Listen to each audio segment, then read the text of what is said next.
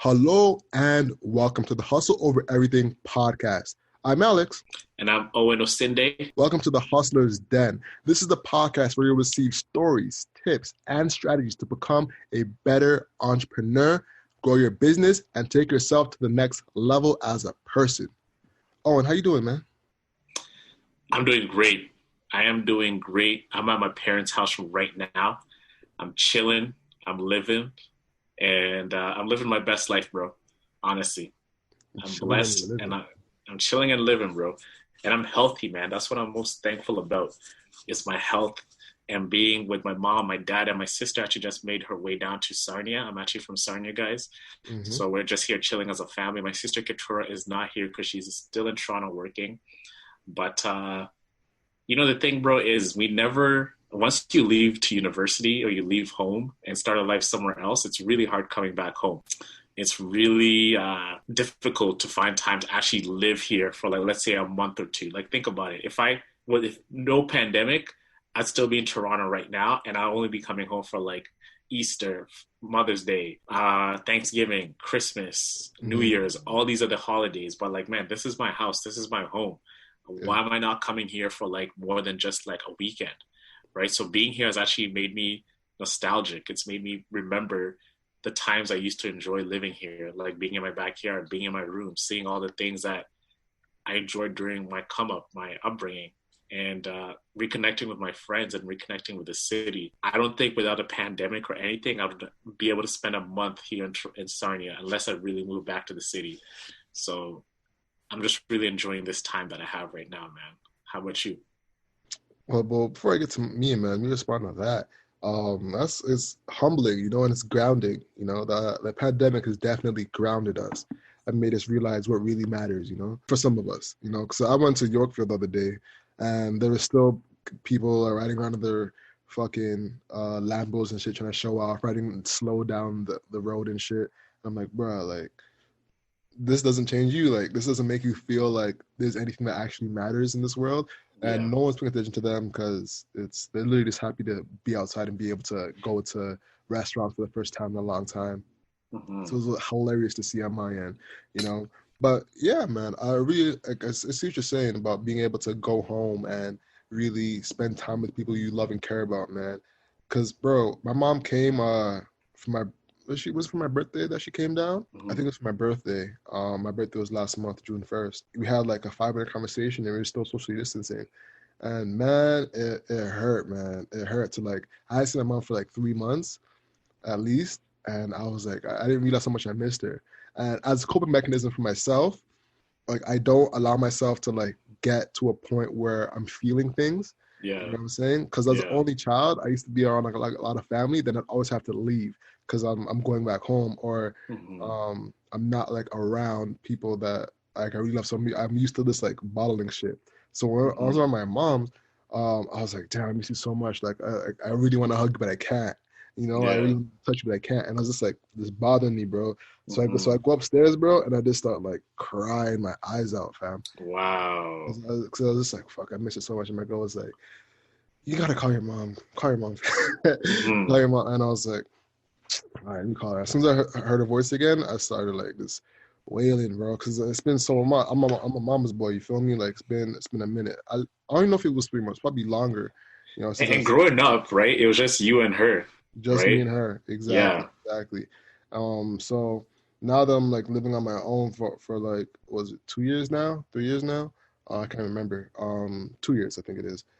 So I didn't realize how much I missed her, and I had gone upstairs before I could like really feel. What I'm saying? I'm like kind of cut the conversation a little bit short because I was like, I'm about to start feeling shit, and I'm not trying to feel anything. You know what I'm saying? So yeah, bro. That was like that's how the pandemic's been affecting me, and I feel what you're saying was taking the time to go home. I only got a chance to go home like a few weeks after that for her birthday. And man, the way I surprised her was like French kiss, chef's kiss, like 90 feet, bro. Did I tell you about that? I know you surprised her with like a gift, and you told me you're doing something special, but you never really went to the details of it. All right, so this is what happened. So on her birthday, she always gets a call from me. She always gets something from me. I always like surprise her in person, So I had to Yeah. like get clever and think, all right, how am I gonna get her this time? And I'm like, all right. Oh, before I jump into this, we should give our guests like some context into our whole structure for this time because we didn't even do that for the listeners. Listeners, today we haven't branded it yet, but from what I have called it from the friend zone. I'm a huge friend zone fan. Is a wild card episode. Yeah. You know, a wild card episode is when we just shoot the shit. You know, there's no structure, there's no guest. It's just us talking to y'all. Just chopping it up, man. Just chopping it up, you know. I know Owen doesn't like the word wild card, but guys, if you have a word for it, suggest it. Let me know what you think. You know, right now the floating term is wild card. Owen, I don't know. Do you have one yet? You have I have no term yet, but no term yet. We're open. We're open to including our community in suggesting some names that could possibly be great for us. Exactly. So if you guys have a name, let us know. For now, I guess it's just the wild card. This as a placeholder. But yeah, anyways, moving forward, jump back right back in. So I concocted this plan to really surprise my mom. So this is the strategy on the plan. On her birthday, instead of calling her, I did absolutely nothing. You know what I'm saying? Like I said, like Owen just said, I've been living with her for my whole life and just moved out, and I've celebrated her birthday my entire life. So she's expecting a call or something, a personal visit. No, a call, at least 100% a call, because I got the whole family to call her. I actually messaged my whole family and said, hey, make sure you call my mom on her birthday to wish her a happy birthday. So I'm literally, and I have my grandmother had 8 kids, to give you context. So that's a lot of people, you know, mother and father, husband and wife, you know, and they all called to wish her happy birthday, and I didn't say shit. So she was there like, why doesn't Alex message me, right? And instead of telling my girl to wish happy birthday, I said, hey, you don't wish happy birthday either. You stay quiet, right? So it was just hilarious because I know my mom, she's about to start asking, where am I? How come I haven't messaged her yet? So I tell my girl this, and as I tell her this, I'm like, oh, she's about to start calling me. My mom started calling me, ring off my phone. I told my girl, then she's like, all right, let me turn off my phone. So she turns off her phone, so my mom starts calling her, wondering where I am. Then she has to call her mom and say, hey, my mom's about to call her. Do not answer the phone. And if you do, you do not know where we are. You don't know what's going on. Nothing. All right? So even she's in it now. I don't know what's going on. What's my mom calls it? She's like, I don't know what's going on. I haven't heard from the kids. Nothing. Yeah. You know what I'm saying? So she's like completely like starting to get worried. Like, how come my son has not called me on my birthday to wish me happy birthday? You know what I'm saying? So we leave her be for like almost the predominant amount of the day until about like 11 o'clock, I think, 10:30, you know, and she's starting to worry. She's calling down everybody. And that's when I get some flowers and some cheesecake. Actually, not cheesecake, red velvet cake. And red velvet's my favorite too, bro. You know what I'm saying? Yeah, we get a succulent. Oh yeah, I love red velvet because it's not like too much. It's like nice and light. And the cream too. The cream on top hits you. You know what I'm saying? Because like sometimes it's like cheesecake for me. Like you can't have a whole cheesecake. I feel like that's overdoing it. You know what I'm saying? Because a whole cheesecake is like a lot. A slice is good. A slice of cheesecake is like perfect because this is just the right amount of sweet. But a whole cheesecake is overdoing it. And she's just madness. Exactly. And she's one person at home. Like she can't do that. You know? And she's a really healthy woman.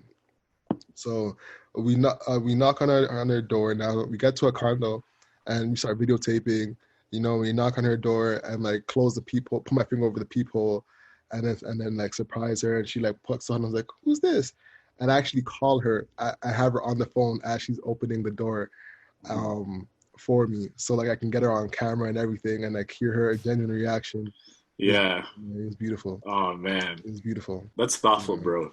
That's thoughtful, man. Especially during this time, bro. Like, cause as a mom, she must feel lonely, right? And can't even see you. And then she doesn't hear a happy birthday from her son. I know my mom will be freaking out, bro. Like, I just know how she is. And I'm sure, like, I think this all goes out to moms. Like, oh my God, my kids are not wishing me happy birthday and I haven't heard from them. They start forgetting it's their birthday and they start worrying about you. Exactly. You know what I mean? Exactly. Yeah. So that's good, man. That's really special for you to do, man. And like provide that for her and give her that element of surprise as a little different twist than just hearing someone on the phone and talking to them every single day, but actually being there and giving it to them, that's proper, bro. Yeah, man. When I walked in, she was like stress eating, and she was like yamming through like pistachios and shit, trying to like calm herself down. Was thinking that I'm like kidnapped or something. It Oh was really man. sweet, man. But yeah, man, that's been that's one of the ways the pandemic has affected me, bro. Mhm. But yeah, man. Oh Yeah. man. So how have Hi. you been? How have you been holding up mentally, bro? So I'll start off by saying this. When COVID hit, uh, I was in Brampton for a bit. Then I came back to my place. So I've kind of like been shifting between Brampton, my place, and also like my parents' house as well too. Mm-hmm. So it's actually been, to be honest with you, I've actually loved it. Like I'll start saying off like that. As much as there's a health crisis going on right now, Mm-hmm. and I got fired. Well, I didn't get fired, but I got let go from my job because of COVID. So just to give you some context, I started a new job with a company called Vision Critical, and I was a month into the company. And April 2nd, I started March 2nd, April 2nd, they say, hey, you know what? This COVID thing is looking very, um, it's not looking like as if it's going to do much for business. It's going to slow everything down. So let's actually trim down the fat with employees and executives and whatever. Let's start trimming down the business and let's, let go of the people we just hired. So I was one of those people on the sales team who got let go. So at first I was crushed. But then I sat there, I'm like, you know what? Oh, like this is actually an opportunity for you to actually build on what you're building. Like look at Hustle Over Everything. How can you get that to the next level? Everybody's home right now. People looking for content to consume. The people we want to interview, they're within arm's reach because you can just text them or DM them or email them. Hey, come on the show. Would love to talk to you. It was a win-win for me, right? And just staying inside, man, it's actually been one of the best things that could have ever happened to me because if you really think about it, like my whole university career, I've always been on the grind, bro. Like if you really think about hustling, it's like, man, I'm juggling a full course load and I'm also building a business and then I have a part-time job. And this had been the same thing for the past 5 years. I never took a vacation. I never took time off or anything like that. Each day back to back was always something. I was never just chilling, quote unquote. So when the pandemic hit and there was no need for me to be outside or need to get a job, I only had my own peace of mind to really rely back on. And I've needed this rest, man. It's like been 6 years and I've loved like waking up, not really having a purpose to go outside or spend money or see people or anything. Just like lock in, do what you got to do and do whatever you want. Like have that break. It's like my own little vacation. And coming back home, it's also been an extra vacation for me because I just graduated last year and last year actually. Ooh, So you're out. a year out, man. Year out, then the Yeah. pandemic hit. So it's allowed me to really look at my goals, man. Look at the future. Look at what I want to do.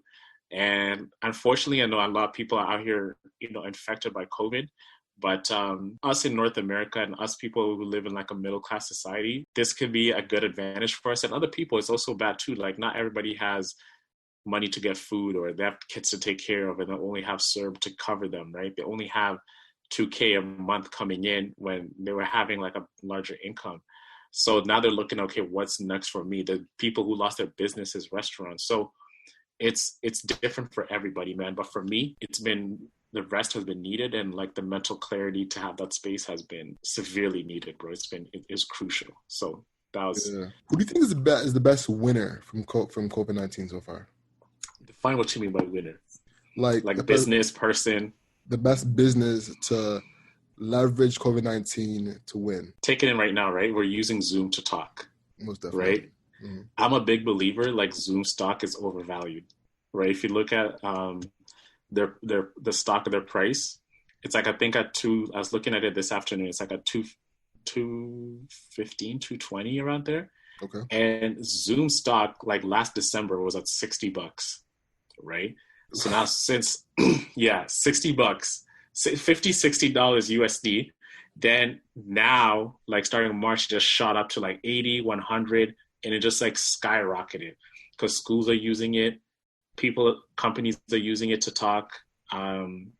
whoever needs to communicate, Zoom is the place to do it.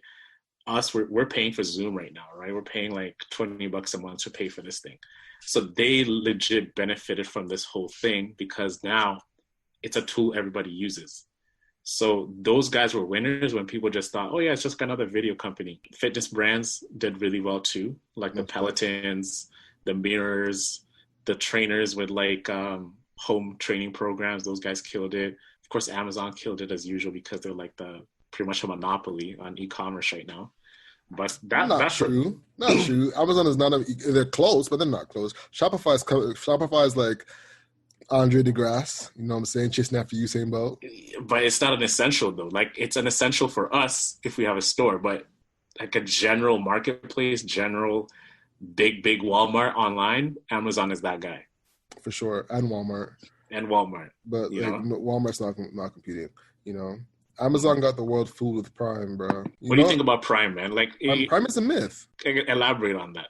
All right, so listeners, correct me if I'm wrong, because like, all right, let me break it down. Amazon is logistical, like lover. It loves logistics, right? Mm-hmm. Its goal is to shorten the logistical time as fast as possible, right, or as much as possible to become the quickest destination to have something go from point A to point B.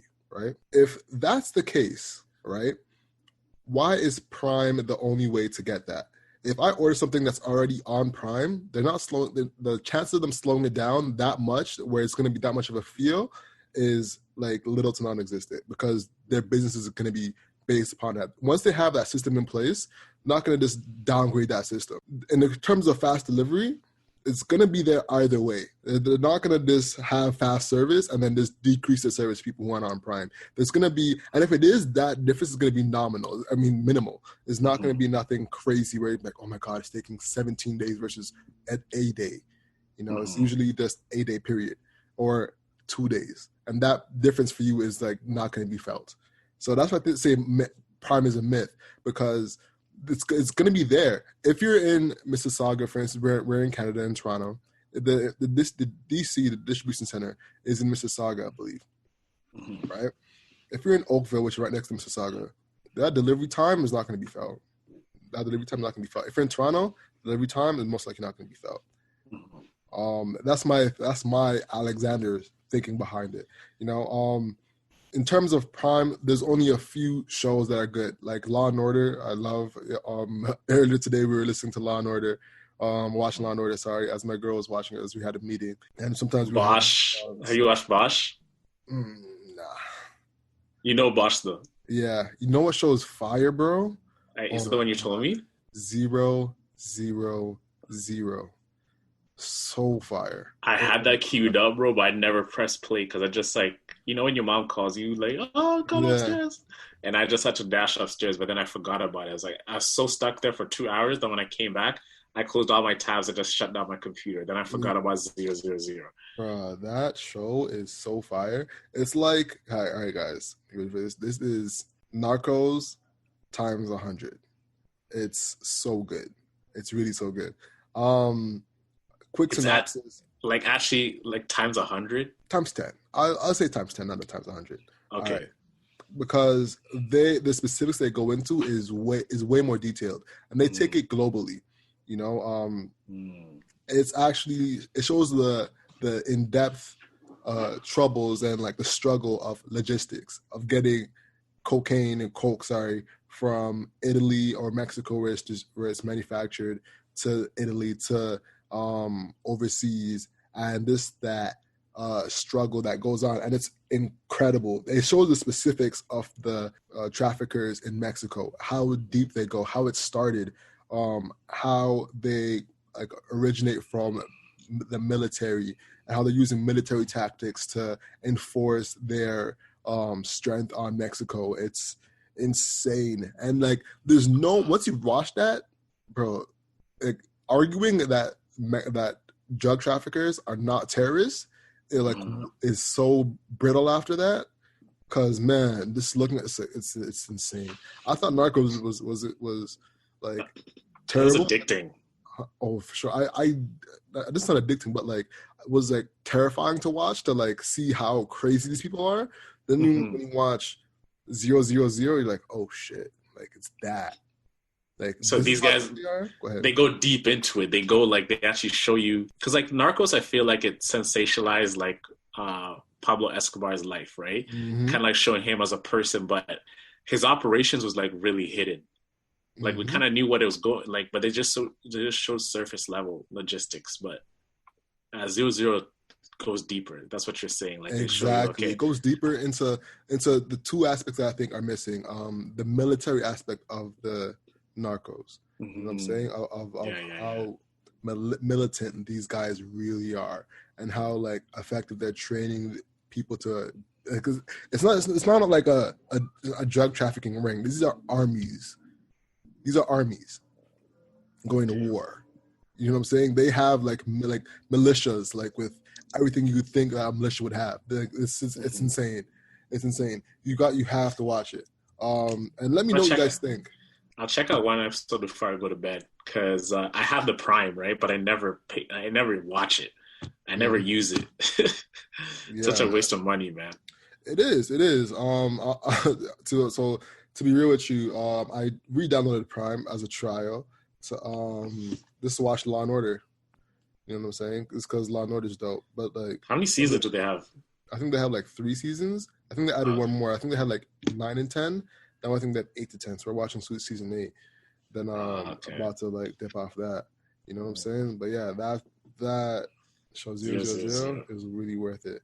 Um, I might even go back and rewatch it because I actually watched a bootleg before and it was like it didn't have subtitles. Maybe I shouldn't say Mhm. that. Whatever, fuck it. And it didn't have subtitles on it. Um, Yeah. so now I'm watching it on Amazon Prime until I get the subtitles and really get everything down. So yeah, man, that was really good. How did we land on this? Start talking about We're Amazon. Amazon Prime, right? Yeah, Yeah, yeah, yeah. yeah. Um, all right. So how do you see companies adapting to COVID? You know, companies have already started adapting, bro. And I Yeah. think this is one thing that a lot of them did is they adapted too quick. One issue that I have is companies permanently shifting to like a work from home policy, right?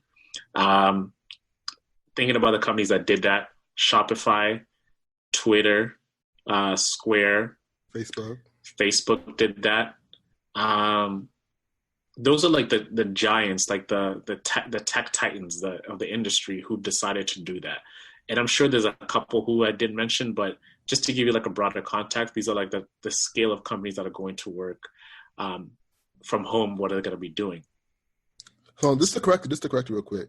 Not to correct you, but just to give the like a little bit more context. It's the option. You can permanently work from home as an option. You can work permanently from home as an option, and then you Yeah, can actually come to the office and whatever, yeah. and work from the office one day a week if you want to do that. But generally, like they're enforcing a work from home policy. Oh, okay. I didn't know that. Yeah, like they because I think they're gonna shut down some offices and then downscale some offices because Yeah. if everybody's working from home, we don't need this much space. So they're gonna like take up less space and uh they'll like I think what I'm thinking out loud is they're gonna ask some employees, okay, how many times a week are you gonna be here? How are you gonna be full time from home? That means there's no desk for you, there's no desk space. And then from then on, they can actually say, we'll need this much square footage for our office Yeah. in downtown or whatever. Yeah.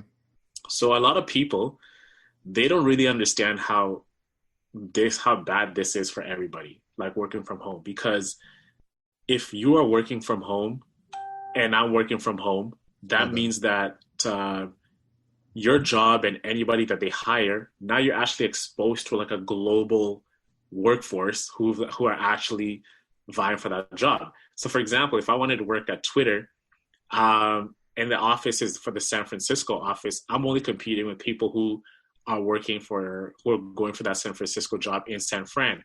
If I wanted the job here in Toronto, I'd be like, oh man, can I really move my wife and kids all the way to San Fran to take this job? I'm like, you know what? I'm going to drop myself out of the race, right? So now working from home as a Shopify employee, let's stick to Shopify, I'm now competing with other people for the same job. So now the talent pool has gotten wider. It's gone deeper. It's yeah, it's just like It's more challenging. It's more challenging. It's like, and now the thing is with the pandemic is now you have people who are competing, who got laid off, they're competing for lower tier jobs, right? So if I was a senior account executive, and now I can't get a senior account, I'll go for the account executive job, even though that's like not your level type of job. It's just taking it just to take it, right? So it's really screwed everybody over. So that's why I think like this working from home policy, it actually does more damage than good. Not only are you like working from home, but now there's no team camaraderie anymore. And a lot of the things that people enjoy is like making friends at work, right? So now you're going to tell me I'm just going to be working from home and looking at you from screen. Like I want to talk to you. I want to make eye contact with you. I want to feel your energy. I want to have a team spirit. You know what I'm saying? So that's completely removed.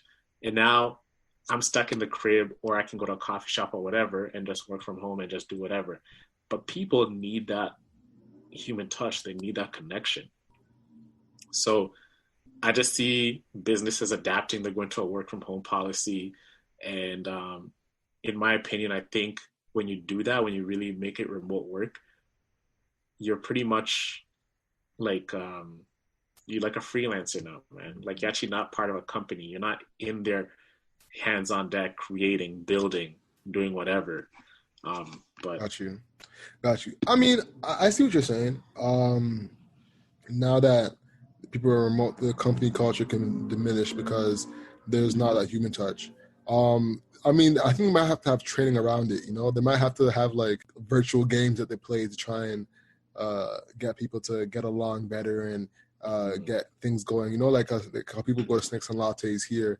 You might have like a little, hey, it's beer o'clock on Friday, and try to like play games online through Zoom, which is pretty trash. But like, dog, that's so shit, man. Like I had like, bro, listen, we had wines on Zoom, and as much as I loved my squad, my team, and everything, that thing felt so awkward. You know why? Because company-wide, you have this whole thing on Zoom, and then you have the execs and everybody talking. It's not like everybody can chat at once.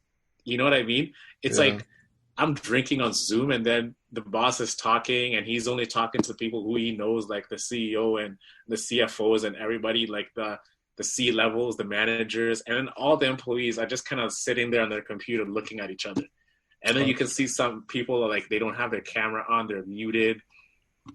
I'm like, man, now you're just taking up my time I had before. Yeah, that's like after work. I feel like the execution is trash though. I feel like what would be better is if like small teams had actual game Fridays, whatever. Like if it was like 3 people, I'm like, all right, let's play what's that one that game Ellen has, Heads Up? Then that could be a little bit better. You know what I'm saying? Whereas if it's everybody in the whole team, or it's like a team of 30 people trying to play Heads Up, then it makes it like absolutely trash. You know? But man, like, why are we going to do that when we can actually meet in person? Because right now. Okay, yeah. But like, I'm like with all these people saying, we're gonna be working from home policy. Yeah. Right? You have an office, everything. Man, it's just been 3 months. Why do you need to flip over the whole goddamn thing and just change your whole company and just complicate things? Because they're losing money. They're bleeding money. A lot of companies are bleeding money. Like right now, like I'm predicting that downtown Toronto and there's a lot of downtown areas are gonna like have a lot of empty office spaces, man.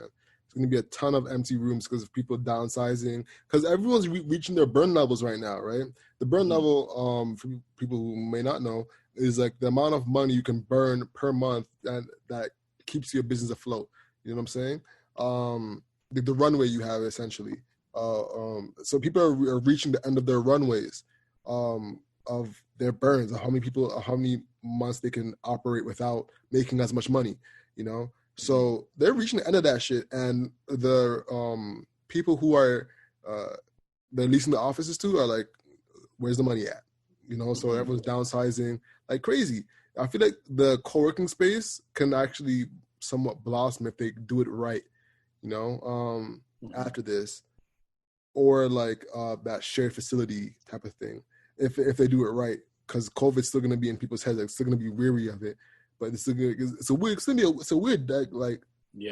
because it's gonna be more space, but people are gonna be weary to take it, you know.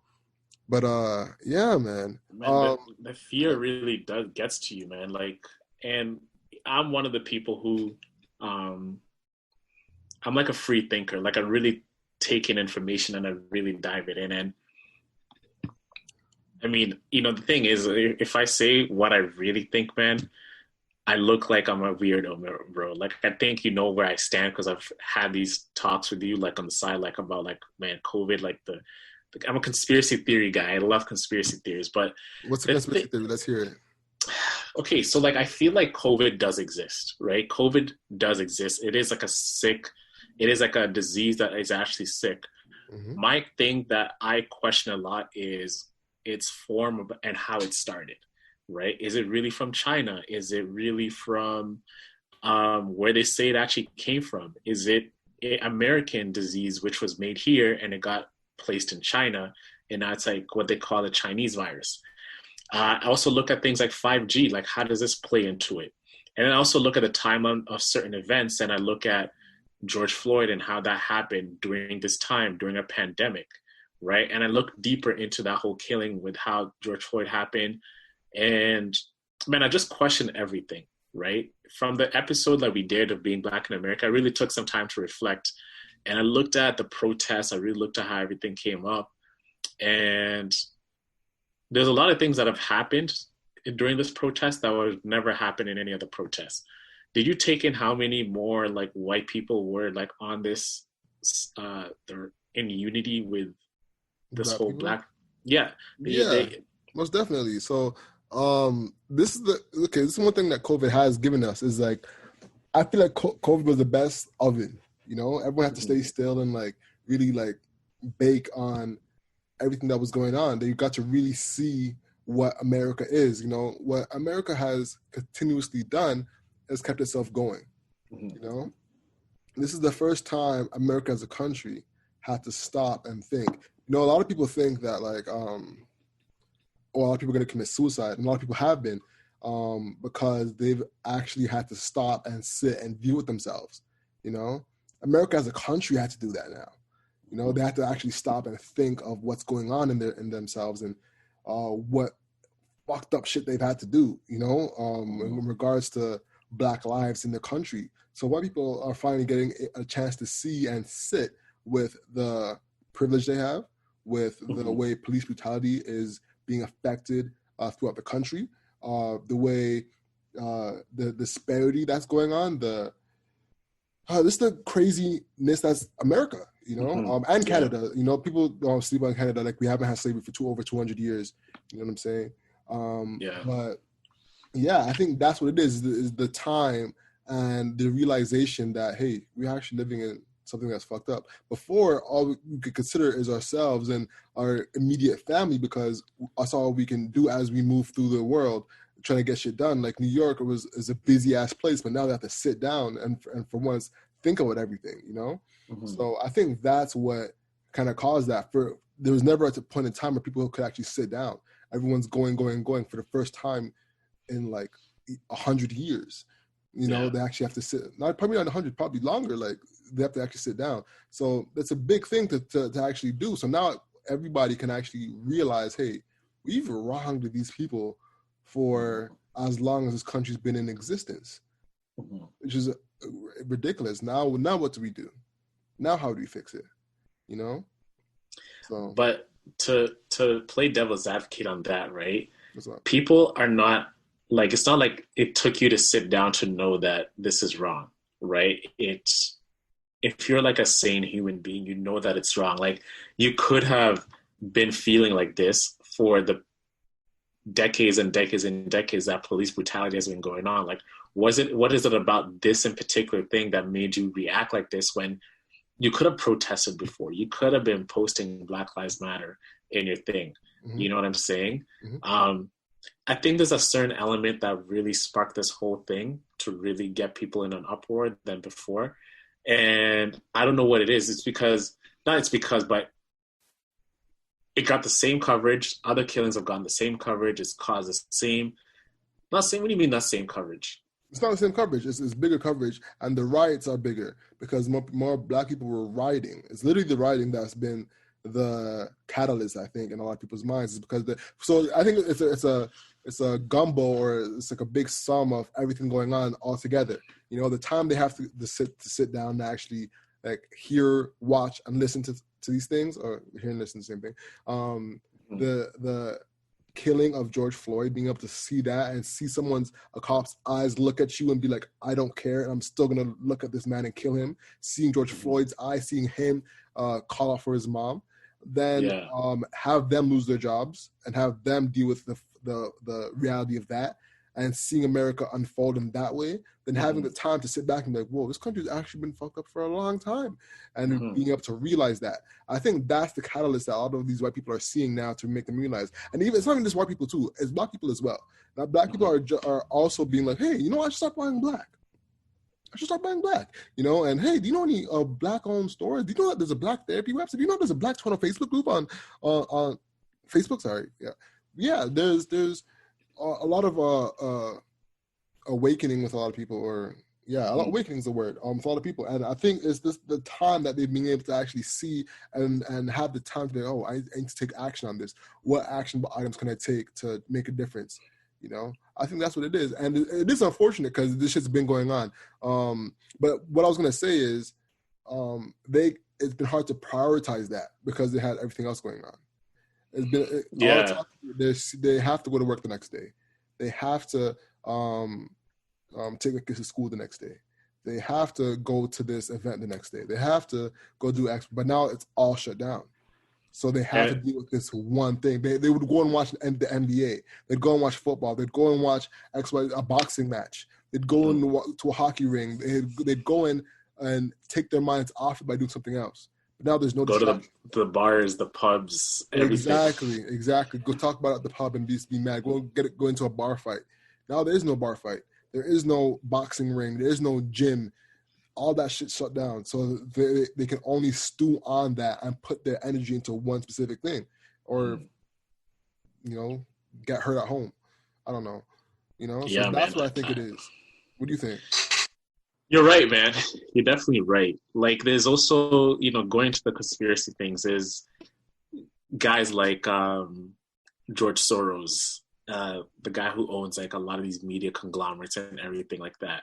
Like the coverage George Floyd got, like it was just like different. And then we also touched upon this whole thing about the riots being a setup and people getting paid to riot. You know, I've been just reading all these articles, like people setting up bricks to really inspire violence. You know what I'm saying? Yeah. So that's why I'm feeling like there's like a bigger agenda behind this whole thing, just because, you know, like George Floyd, you know, like even just reading articles like this whole George Floyd murder, like, was it planned? Was it really, it was by accident? That's what people are really looking into it. They're like, it wasn't really by accident. Like, they're like, okay, we have to kill someone, cause a race war within a pandemic, and cause a ruckus, man. And there's a lot of people behind this thing. And I'm talking without really concrete facts, but it's just like, I'm connecting the dots with a lot of things here. And I'm really like I'm getting a clear picture of what's going on. And also like the WHO, World Health Organization, coming to say, you call it the WHO? I've never heard of that. You call it the World Health Organization the WHO? Okay. The WHO. That's what they call them, right? The WHO. The WHO said this, and that. I've never heard that. Listen, have you heard the World Health Organization be called the WHO? I've never heard that. I want to comment or DM me if you comment or whatever. Yeah, Elevated Alexander, DM me. The WHO says that they're like, you know what, we're really dropping. Okay, so the WHO comes and says social distance, stay inside, shut down, do everything you can. Then the pandemic, the protests happened. They completely throw all those rules out the window. They were like, I even put in like two newsletters ago, how they came and said when the Washington protests happened, they had like 100,000 people like right there on like Washington Square. They're saying like, you know, I think the bigger pandemic right now is racism and whatever. So we allow people to go out and protest and fight for justice, right? That's what they said. So Donald Trump and his cabinet and everybody, they're like saying, okay, you're allowing this protest and everything to go on, And then you're telling our business owners they can't even have their businesses open and everything. You're telling us to shut down social distance, but you're allowing a protest to happen. So the WHO they didn't look credible. They didn't look as if they were actually talking about, they didn't know what they're saying. They're like, okay, what are you saying here? We can protest, so we can't actually be in business. You're saying with social distance, but you want us to protest side by side, right? So that's why I'm saying the WHO are they credible as they seem as they are? So that's what I'm saying. Everything, when you look at it from like a bigger picture, it just seems as if it doesn't make sense. It makes sense, but it doesn't make sense the more you look at it. That's what I think. Most definitely. Interesting, man. I've never heard that, so I'll definitely have to like take that in before and like read through that before I comment on that. Make some commentary, yeah. Yeah. But that's crazy, man. Yeah. Let's switch gears, man. I want to talk about some Black-owned businesses and what businesses can do to like try and help themselves during COVID, man. Mm-hmm. What's one Black business that's caught your attention recently? I'm gonna get mine as you say that. Okay, so I think I'm just gonna chat it up as you get your product. So Alex just left right now to go get. I know what it is, but I just want you guys to hear for the first time from him. But the Black-owned business that has caught my attention. There's been a couple that I knew about before that have caught my attention. Calendly, for all of you guys who use Calendly, Calendly is actually a Black-owned business. There is a lot of fashion brands that I actually came across that are really, really cool and really dope that you could use. But I did not know before that Calendly was a Black-owned business, that I really fell in love with the entrepreneur. And yeah, man, that was like one of my favorite businesses to really look at, because it's a tech business everybody uses, and there's not a lot of Black tech entrepreneurs. So this, the founder of this is a Nigerian guy, and he owns an app which we all use to make meetings, and it's a Black-owned business. So that's one that caught my attention, bro. So Alex is back right now, and he's looking really happy and really excited. All right, y'all. Let me jump in. So, man, sorry to put you on the spot there. I kind of threw that on you, so I apologize. You know what I'm saying? It's all good, bro. I had a feeling we were going to go for Calendly. Mine, I'm going to put it to the camera for people watching, if you have a snip on socials. Sweet and nice, sorry, with the N.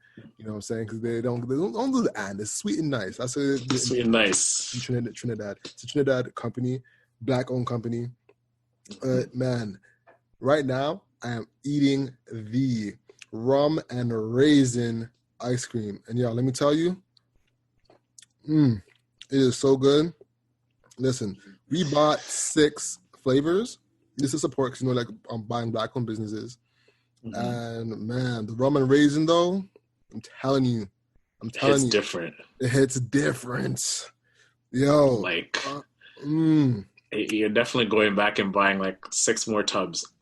Listen, man, I have to get my girl to save it just so I can show someone the pod. Look at it; it's all the way done already. It's all the way done. When did you get it? When did you purchase it? We purchased it maybe 3-4 days ago. You know what I'm saying? It's already done. You already waxed it, man. Exactly, because it's so good. Bro, I'm telling you right now. They have a store too, eh? Yeah, they're opening up a new store. I don't know if it's open yet, but it's they're opening up one in Toronto.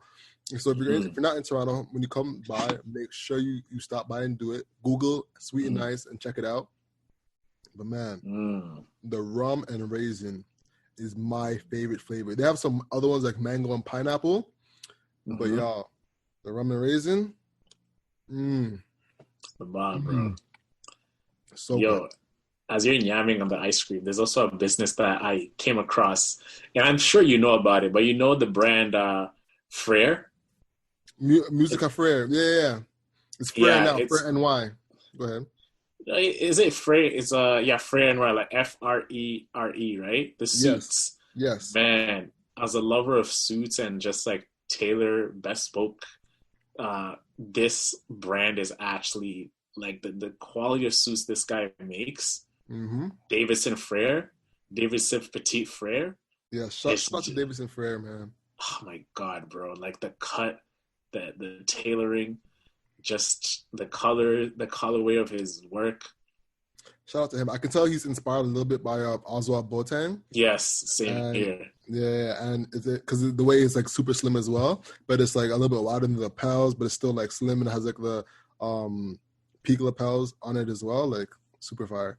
Yeah, man, shout out to him, man. And like I could tell he went through like a dispute with his partner because before it was La Musica Frere, for Alex Musica, that was like his partner at one point.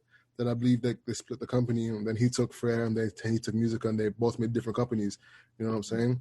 And like being able to get that done in a smooth way is like just beautiful, man. You know, so Yeah, shout out to him for doing that, and getting that shit done. You know, and being at the top of his game. You know, he's put suits on Jay-Z, Diddy, Kevin Hart, you name it, he's probably done it. You know, so even Ghost from Power. Yes, indeed. Yo, have you? Yo, what's his name? What's his actual name? Amari or Lamar? I forgot his name. Amari Hardwick. Amari Hardwick, exactly. He did like a spoken word on Tank's album, and bro, it is the funniest shit I've ever heard in my fucking life. Yo, because he makes no sense. Have you heard it? No, I haven't, bro. You gotta swing me that. Oh my god, I gotta find it. Oh my god. Oh my, yo, it is so funny. Okay, let me see if I can find it real quick. Let me see if I can take 30 seconds to find it, because the way he was talking on it was just like, what the hell is going on? This is a sick look. Oh my goodness. Yeah, and this guy's beard is crazy, bro. Like, I want a beard like that. Word. Connecting, you know? Like connecting facts. Well, we both have horrible beards, eh? Because like yours comes like, it's like on the side it comes like, it forms like a ramp. It's like someone took a scoop of sweet nice ice cream on your beard and they left like a scooper imprint on your hair. And then for me, like on my chin, there's like, it just comes down and like it just wraps around like my chin, but there's no under my lip hair.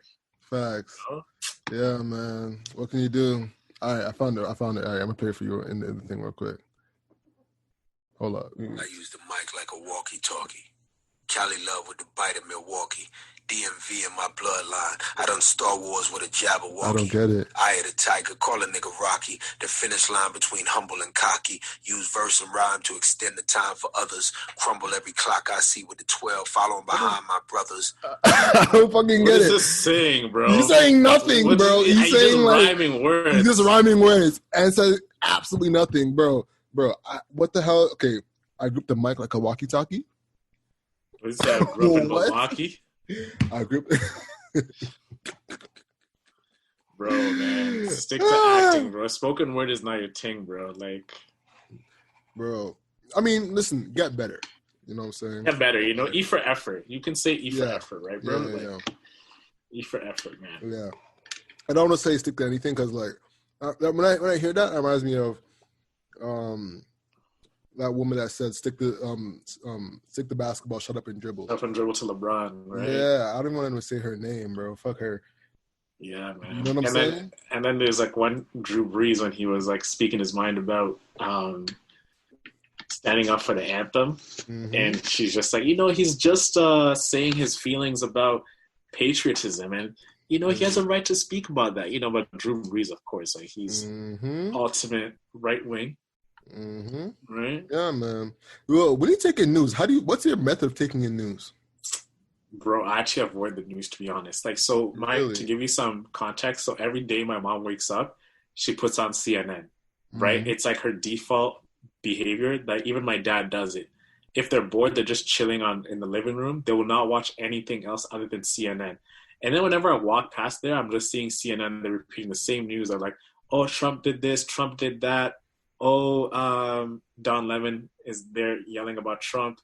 Andrew Cuomo is there yelling about Trump. It's just like, man, I can't watch this. So the only thing I'll watch is CBC Canada. I feel like their news is very objective. They just tell you how it is. And they don't get in the whole sensationalizing news with different characters. You know, like CNN is kind of like a reality TV show. You have like you have the Don Lemons, you have the Wolf Blitzers. They all have different personalities and the way to talk about news. So they all have their fan bases. But these other guys like City News TV, CBC, the Canadian channels, they just give it to me. Okay, this is what happened. This is why it happened. And this is what they're doing to take care of it. I'm like, that's all I want to know. I don't need you to talk about how much you hate Trump and everything, give your opinion. It's like very opinionated, right? And you think it's opinionated? That's interesting. It's like, yeah, like, because Don Lemon, like, he tells what Trump did, but then he gives his own takes about what he did. And all of them have personalities on how it's very liberal. CNN is like a very liberal network, right? Yep. So I avoid the negative shit, man. I just don't like negative news, so I avoid it. Man, that's good for you, man. I was soon to wake up in the morning. It's like cutting, bro. It's like, all right, how's the world fucked up today? And it's hop right on Twitter and see like what's trending and what's going on. It's a horrible practice, but I stay doing it. For me personally, like I have to like dabble between Fox and CNN to try and get like a good perspective of what's happening. Same with Canadian news. I'll dip between CBC, Torstar, and National Post to try and get like a decent. Did I say National Post twice? I think I might have. No, you just said once. Okay, good. And try and like get a good understanding of what's going on. Because, bro, I realized that like they're both bought. You know what I'm saying? Like these companies, their biggest advertiser is politicians, bro. You know what I'm saying? So and that fits under the specific party. You know what I'm saying? So that's like a top of funnel, like, or top down like approach. So like if the biggest advertiser is this, which is the politician, they're gonna like, and they're a right leaning thing, then all their coverage of media is gonna be from a right leaning lens. So that means they're gonna be imputing right knowledge on you. For the left, you know what I'm saying? So in order to have like a proper balance of everything going on in the world, you need to like have like a balance of both, so you can understand, all right, they're saying Trump's bad here, they're saying Trump's good here, what really happened, and try to do my own research in the middle and really figure it out and take my own perspective out of the news. You know what I'm saying? Because it's hard to deduce a lot of times because they'll spin shit on you, bro. They'll cut shit out. You know what I'm saying? Because, bro, a lot of it shit's clickbait. You know, a lot of it is trying to get that click for the advertisers. So you gotta like protect yourself. Trust me on that. So yeah, man, that's how I kind of look at it. Yeah, and also like when you like consume a lot of news every single day, it's just like you get trapped in the whole fear mongering thing that they try and do. It's like you're thinking about, oh man, like they're saying a second wave of COVID is coming. Oh, like they're saying that 1 million people just died or got infected by COVID. Like it's the same message over and over and over and over again. Like. It's, I don't know, man. It's just like it really gets to you and you just live in fear. And just living in fear, man, it's shit. I don't know. Like, that's why I told you earlier, I unfollowed 6buzz because I just don't like negative shit, man. I just want to have a clean mind, clean thought process, and I don't want to be convoluted with negative thoughts. And news is one of those things that's like, give me the objective. This is what happened. And don't even go more about it. Don't keep repeating it on the same network over and over.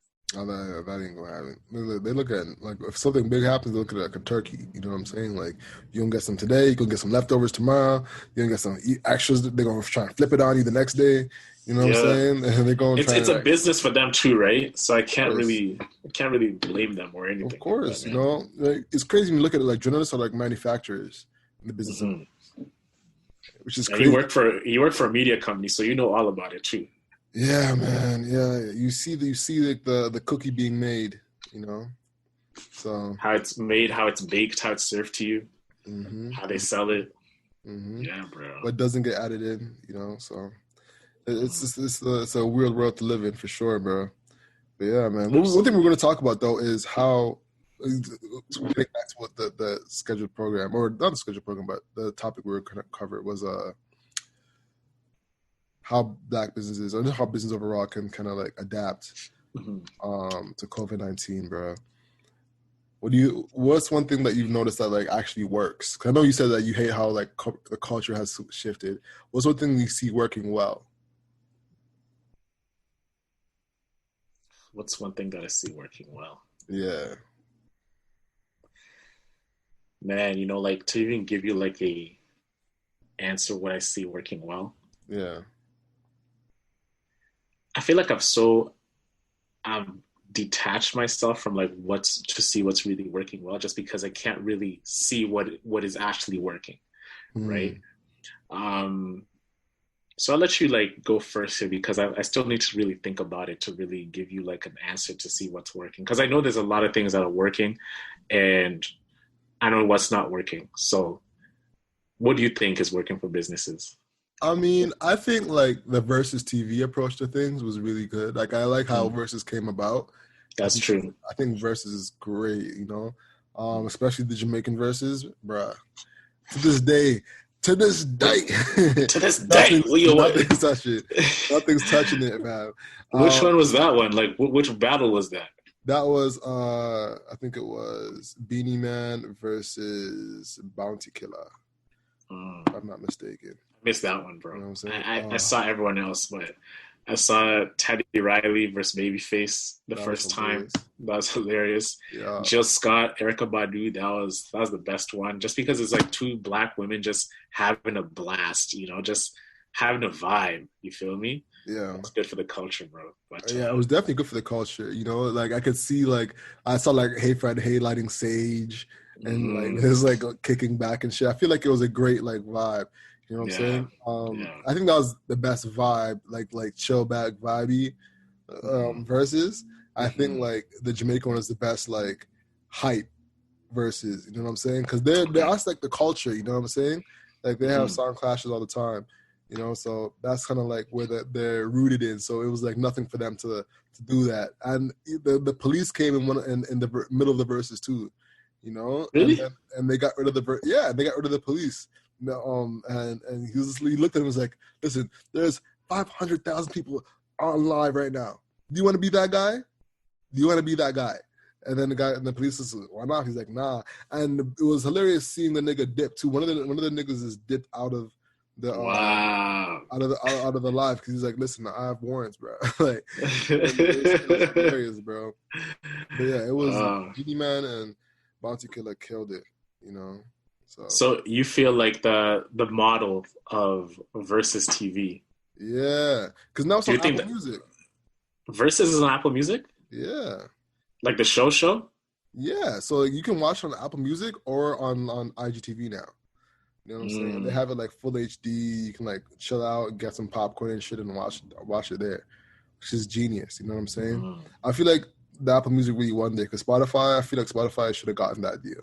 Whatever the price was, they should have paid that because if they had Versus, then the rollout of Versus on their Spotify video platform with the Joe Rogan shit, I could have been like a double whammy to get like the white America and black America at the same time. Yeah. You know what I'm saying? I feel like that was a major L on They Spotify. fumbled the bag on that one, bro. The bag. Whatever they wanted, give it to them. They should have given like made Swiss and Tim as happy as they possibly could have. Because you know they're probably gonna like give Joe Budden like a good bag for him to move his video. This is my prediction: that Spotify's gonna give Joe Budden a big bag to move his whole video cast and shit to Spotify, like his whole shit over. So that would be like a way of getting Black America into Spotify. But if they had Versus as well, ooh, bro, just killed it. And I know Joe Budden's contract is almost up. Oh yeah, because he's taking every ass podcast. Yeah. 5 episodes left, nigga. It's like hilarious, dog. If Joe Rogan is getting 100 mil, right? Yeah. What do you think Joe Budden's gonna get? All right, I'm gonna say like maybe 30 mil, maybe 30 mil only. Yeah, cause bro, Joe Rogan. You know how big Joe Rogan is, dog. Joe Rogan is the he's a podcaster. He's like the podcast king. The number one podcast. Like that's the biggest, you know, that's LeBron. He's the LeBron of podcasting right now. When he mentions your name, like your shit sells out, like he's the biggest podcast, period. Joe Biden's the biggest podcast on Spotify. You know what I'm saying? Once Joe Rogan's like he's like the Jordan of podcasting. Exactly. Yeah, like I said, LeBron the Jordan, exactly. Joe Budden, I'd say, is like maybe the Kyrie of podcasting. He gonna ball out, you know what I'm saying? But he's not like all-star, like perennial. No, Kyrie's all-star.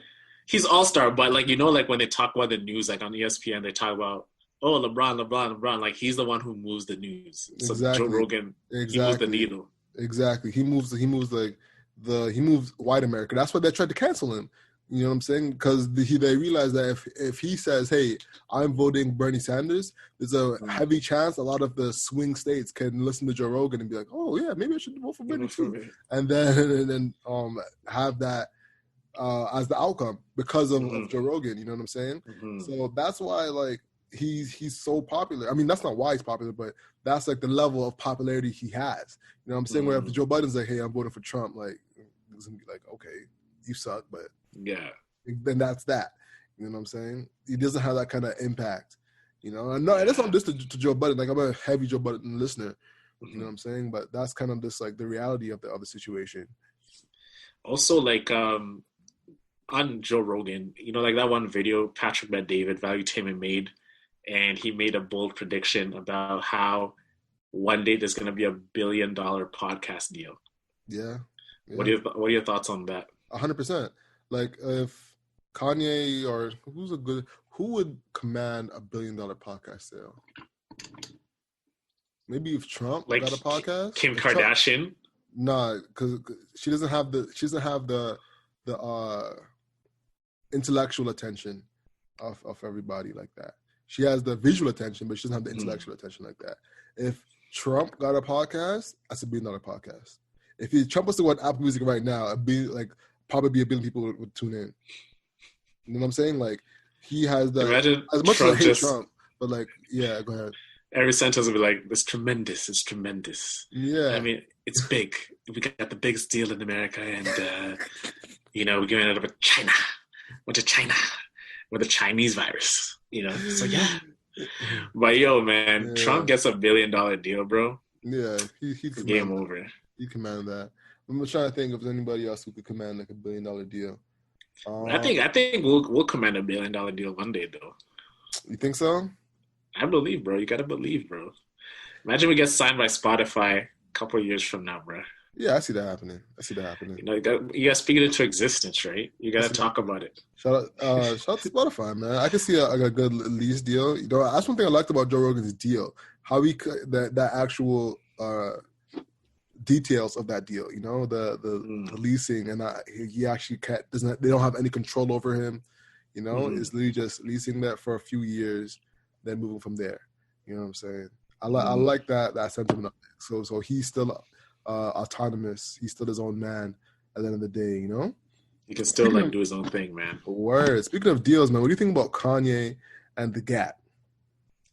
I think it's I think if you look at it from a business perspective, if you look at Kanye and you look at if you look at the curve of a business, right? Usually you have the business, it's like in an upstart, it's growing, and then it reaches like its maturity level, and then it's decline, right? They call it the S curve, right? So it's like you go like this, the S curve goes up, yeah. So I think Kanye came in with, you know, he came into the business, he came into like this space of collaborating with deals. He was like this bright thinking, innovative type of guy.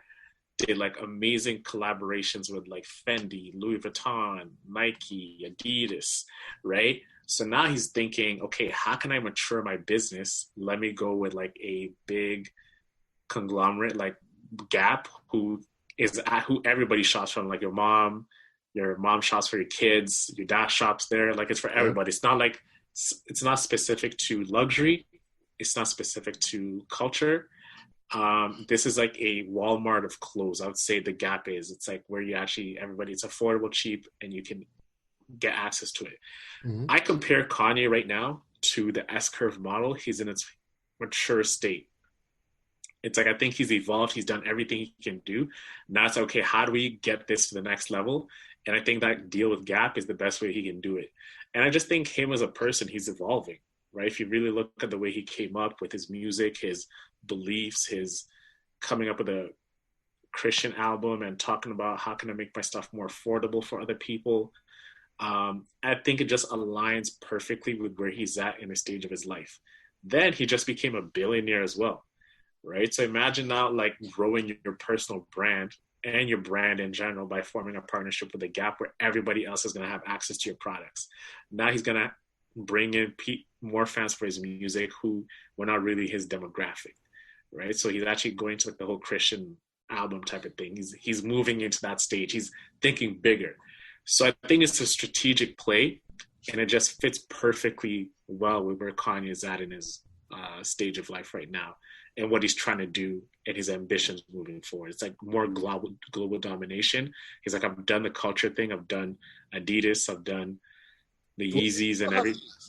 It says Adidas, but like it's like for people like the culture, like the street culture is okay. I've done that. I've dominated. I've killed it. What can I do next? And this deal makes perfect sense. All I want to know is how it's gonna be executed. Because if it looks dope, bro, and it's affordable, I'm gonna wear it. I'm gonna buy shit. Like, if it's cool clothes and it's like that's a dope sweater, I'm gonna cop, right? But that's what I think, man. All right. So I think like it's Kanye. One person he's really like looked up to is Ralph Lauren. You know what I'm saying? And if you look at this deal, it's kind of just like Chaps. You know what I'm saying? How Ralph Lauren had a purple label, which you could consider the Yeezy line, and this is more so his Chaps, or comparable to like is it Polo? Like Polo type of exactly like Ralph Lauren Polo, the basic version of his brand. So basically, he's still gonna have Yeezy high end, Like he's still gonna have that. And then we'll have Gap as the everyday essential Polo Chaps, Polo regular, Polo Ralph Lauren, like the Bay version. You know what I'm saying? And that's going to be like the multi-billion dollar company. But what he wants as well, though, is he wants to like full control of this like what like Saint Laurent, Heidi Slimane at Saint Laurent has basically, where he controls how the store's gonna look, how he's gonna control like all that type of shit. So like if he can execute that, then that's gonna be dope because he'll have the creative control to really change the vision of the Gap. You know what I'm saying? And really like revamp it to have like a whole new storefront, a whole new like, way of executing the store. That would be fire. You know, if he gets rid of the window display, just have people walk right in. If he starts having like the way he executes like, clothing lines, like his fashion shows, just doing stuff like that, that'll have a bigger effect. And the fact that he has Joe Lorenzo still in his back pocket, he still has Virgil still in his back pocket, like they're still friends, and he still has like a huge like they're all fruits of his tree, so he can still reach out to people like that to help him execute the brand. You know what I'm saying? So he still is like he's ready to, I think, execute like a big vision. I think though is that like I said, his brand has reached maturation, right? His brand is a little bit older now, so he's really gonna have to step up on the style side because a lot of his clothing now is like a lot of like dad-ish, like the dad shoe, the like there's the basic looking things. You know, it's not really like as stylish as it once was. You know, so I think we're gonna have to step up in that front because there's a lot of styles that's like not being like liked by kids. You know, yes, he still has a few shoes that hit, but like a lot of them are so like I don't know. They look like refereeing shoes. You know, like in ball, like when the ref is reffing shoes. Exactly. He's wearing like the Air Monarchs. exactly. And the thing that could happen too is that like with this like Chaps, like people be like, oh, I'm rocking Polo, you're rocking Chaps. You know what I'm saying? I'm rocking Yeezy Adidas, I'm rocking Yeezy line, you're rocking Gap Yeezy. You know what I'm saying? So that could like maybe like reach like Mazda America. You know what I'm saying? But like for people who actually still want to dress cool, they're still probably gonna go to Yeezy's line for that. Yeah. You know what I'm saying? So it could be like the rebrand. Go ahead. There's different levels to it, right? Like even though we know Ralph Lauren exists, it's like it's like a $200 polo. If you see someone wearing a Ralph Lauren, you know that's a Ralph Lauren from the actual Ralph. But then if you see someone wearing a polo, you're like, okay, yeah, it's polo and everything. It's Ralph, but it's not Ralph though. It's not exactly. It's not Ralph though. You know, so exactly. I don't think it's gonna dilute his brand equity within like pop culture. Yeah, I think it's still gonna stay the same. I think he's just getting his bag. You know, I think he's just getting strategic. Yeah. You know, he's actually been making headlines, man. Even with running for prez. Yo, what do you think about that? Like him running for prez. I think it's some dumb shit, bro. You think it's dumb? I think like because he doesn't have. If you can get the team around him, maybe. You know, just look at Trump, man. Like people thought Trump was wilding, but the way Kanye has stationed himself with aligning with Christian values, you know what I'm saying, aligning with Trump and still being a black man, like at scale in America, that could possibly work if he gets the right team and the right marketing behind it. That could actually like possibly work because of how dumb America is. You know what I'm saying? Like that's like a lot of the fundamental values is Christian and Republican values, and on the liberal side, it's inclusivity of cultures and stuff like that, right? So, being both of those could actually benefit him, and his popularity is super huge. So he already has a platform of millions of people following him versus other people who don't. You know what I'm saying? And Joe Biden is just looking terrible right now. You know what I'm saying? With him saying, if you don't vote for me, you're not black. Yeah, you're black. Which is the dumbest thing. So he's looking stupid. And right now it's looking like he's getting the liberal vote by force, like, because they just don't want to vote for Trump. So if there's another option for that, that could either hurt Joe Biden and make people make Trump win actually more, because like the vote splits between him and Kanye. And no one votes. I mean, and then Trump gets like the majority of people because they're split between the two. You know what I'm saying? So that could actually possibly happen as well. So like, I just don't see it being good for America, because like, unless they think Trump's good for America, then I guess then you'd be celebrating. But for a liberal or anywhere in between, you're probably thinking this is a horrible, stupid thing happening right now. But you'll take it in like this, right? Kanye has always been a Trump fan, right? Always. So right now, my opinion is Trump is going to win this upcoming election. Yeah. And the reason I say that is like, okay, Kanye, the election is 4 months away, so it's not like he's going to run as a Democrat or a Republican. He's going to have to run as an independent. And there's at least 6 states that have he's going to need the signatures to register in those states, but there's certain states that have just wrapped up. I think Indiana, New York. I had it in the newsletter, but it's like Indiana, Texas. Certain states have wrapped up. You can't in Maine. You can't register in those states as a representative to be running for president. So he has like all the other 44 states left in his bag, but. Take it in like this: if Kanye runs for president, that's gonna get people to just vote for Kanye just because he's Kanye. They're not gonna vote for Biden. And the people who we need are like the black vote to really vote for Biden. So if he's not really voting for Biden, that means he's actually working for Trump. It's actually in Trump's favor that Kanye runs, because if Kanye gets the black vote, which is like, the percentage of America is like, 13% or whatever. Pardon? Yeah. 13%.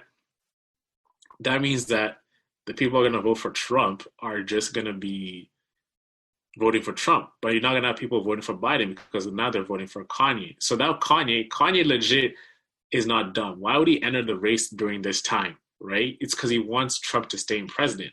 Because he said, I'm going to run 2020. He did not run 2020. Like in the timeline he's supposed to run in 2020, he pushed it to 2024. Now he just went back on his word. He's like, I'm going to run for 2020. But I believe it's only to help Trump win. And he knows he's not going to win, but he's using it as a ploy to get more of the votes away from Biden, so that people can actually go, who want to vote for Trump, vote for Trump. But Biden is relying on the black vote, and if Kanye gets in the mix, people are still going to take. It's all a matter of it's a game of swings, right? It's a matter of like how many states can you swing into your favor, and it's a vote that's going to go like 2-3 states. And if Biden doesn't get those 2-3 states, then it's okay. Kanye got in the mix of that. Not Trump wins, and Kanye knows he has that influence. So it's more like, that's why Trump is gonna win. And I've been knowing this for months. Like if they wanted Trump gone, Trump would have been gone from a long time ago. The whole impeachment thing, because there's 9 people above of Trump who make decisions. Trump is just a puppet, That's what you think? So yeah, of course, bro.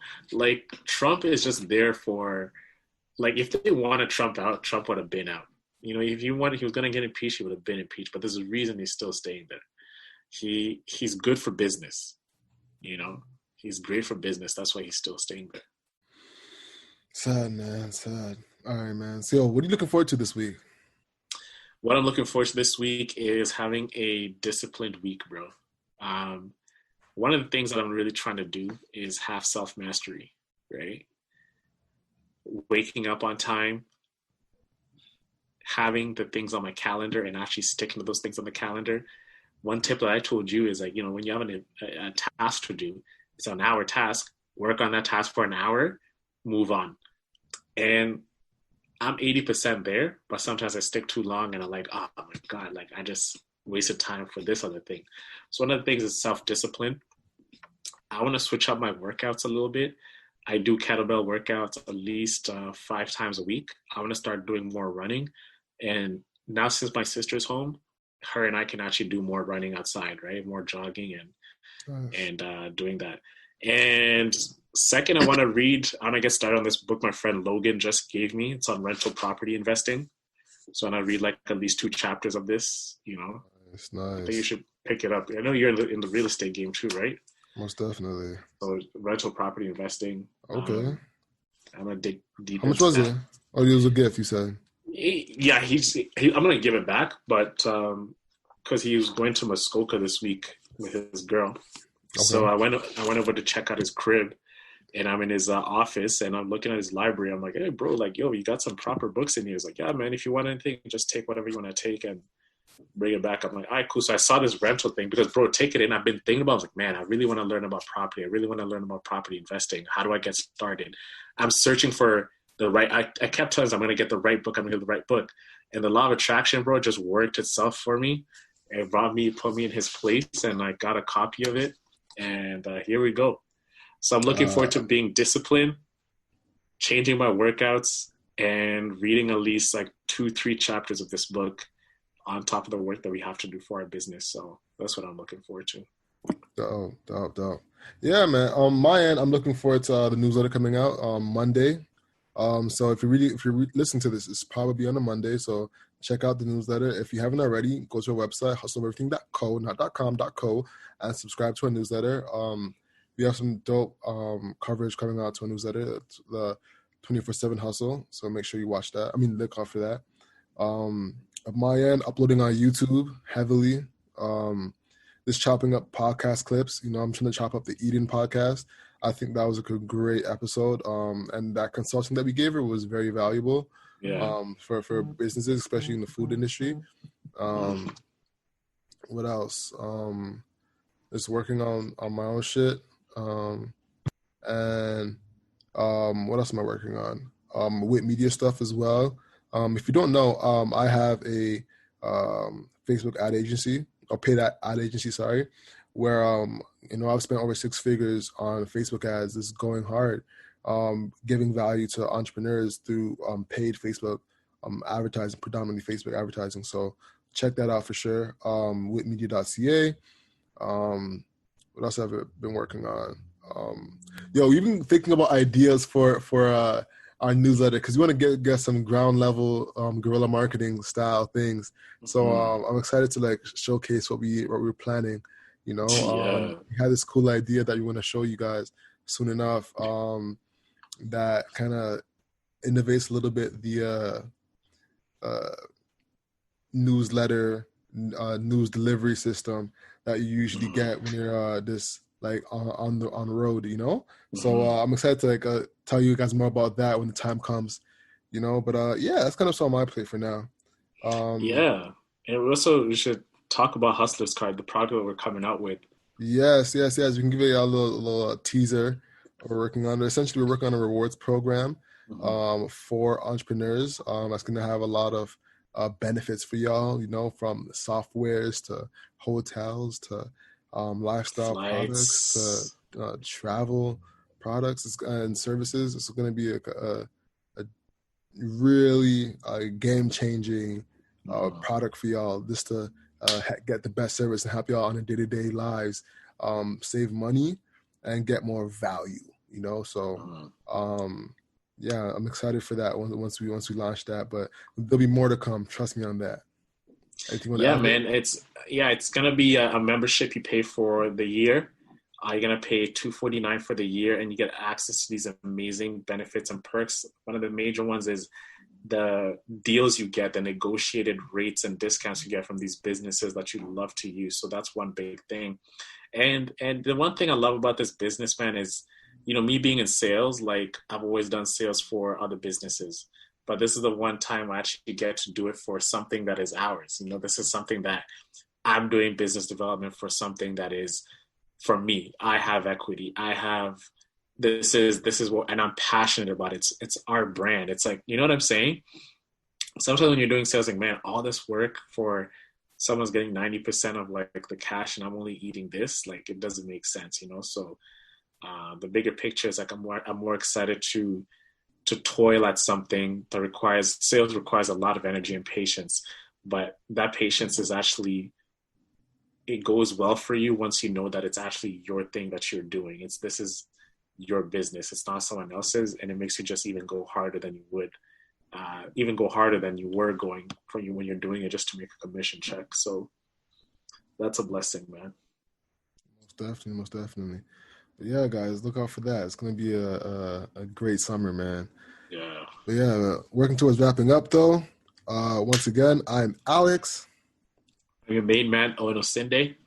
And that is the Hustle Over Everything podcast. Guys, make sure to subscribe to us on social media, on Instagram. We're 24/7 Hustle, 24/7 Hustler, excuse me. On Twitter, we're 24/7 Hustlers.